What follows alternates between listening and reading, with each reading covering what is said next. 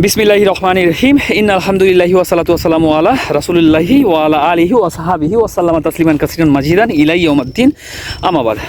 আসসালামু আলাইকুম ওয়া রাহমাতুল্লাহি ওয়া বারাকাতুহু।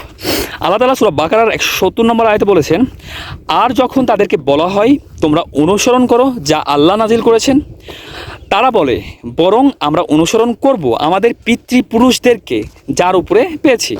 যদি তাদের পিতৃপুরুষরা কিছু না বুঝে এবং হিদায়াতপ্রাপ্ত না হয় তাহলে কি? তাহলে এখানে আল্লাহ তাআলা বলতেছেন যে তোমরা অনুসরণ করো তাই যা আল্লাহ তাআলা নাজিল করেছেন, কিন্তু এর পরিপ্রেক্ষিতে তারা বলতেছে আমরা আমাদের পিতৃপুরুষদেরকে যার উপরে পেয়েছি আমরা তা অনুসরণ করব। ঠিক আছে, তখন আল্লাহ তাআলা আবার বলতেছে যে পিতৃপুরুষরা যদি কিছু না বুঝে বা হিদায়াতপ্রাপ্ত না হয়ে থাকে তাহলে কি? তাহলে তোমাদের কি অবস্থা হবে? আচ্ছা, এই আয়াতটির তাফসীর এইভাবে আসছে যে আজও যদি বিদাতীদেরকে বোঝানো হয় যে এই বিদাতগুলোর দিনে কোনো ভিত্তি নেই, তবে তারা এই উত্তরই দেয় যে এই কথাগুলো তো আমাদের পিতৃপুরুষদের নিকট থেকে চলে আসছে, অথচ হতে পারে যে পূর্বপুরুষরাও দিনী ব্যাপারে অজ্ঞ ও হিদায়াতপ্রাপ্ত থেকে বঞ্চিত ছিল।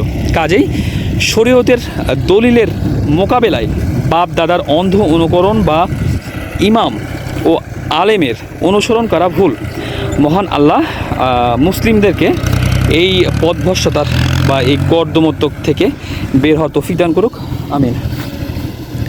আচ্ছা, যারা ভুলের উপরে আছে তাদের থেকে দেখা যাচ্ছে অনেক বিধর্মীরাও ভুলের উপরে আছে, আবার অনেক আমাদের যে ইমাম ও আলেমরাও ভুলের উপরে থাকতে পারে। তো যেহেতু এখানে আল্লাহ তাআলা বলতেছে যে শরীয়তের দলিল মানতে হবে, শরীয়তের ওপর যে দলিল আছে সেই দলিল মানতে হবে। ঠিক আছে, এই দলিলের বাইরে যদি ইমাম অথবা আলেমও কথা বলে তাহলে মানা যাবে না। সবাইকে বোঝার মতো তৌফিক দান করুক। আল্লাহ হাফেজ।